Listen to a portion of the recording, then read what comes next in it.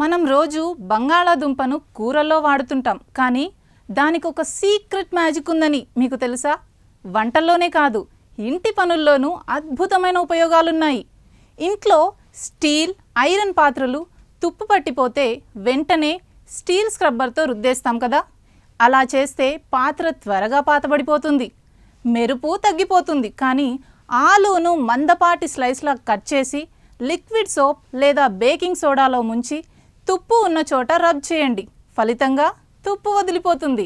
ఆ తర్వాత dish washing లిక్విడ్తో శుభ్రం చేసి పొడిగా తుడిచి ఆరబెడితే సరిపోతుంది.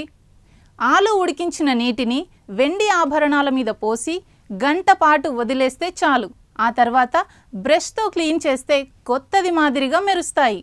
వంట చేస్తున్నప్పుడు ఒక్కోసారి గిన్నెలు మాడిపోతాయి.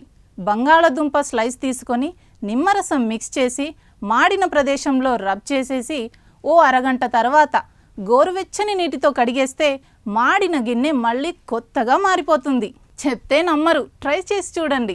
దుస్తులు, కార్పెట్స్ మీద టొమాటో కెచప్, కాఫీ లాంటి మరకలు పడితే ఎంత రుద్దినా వదలవు.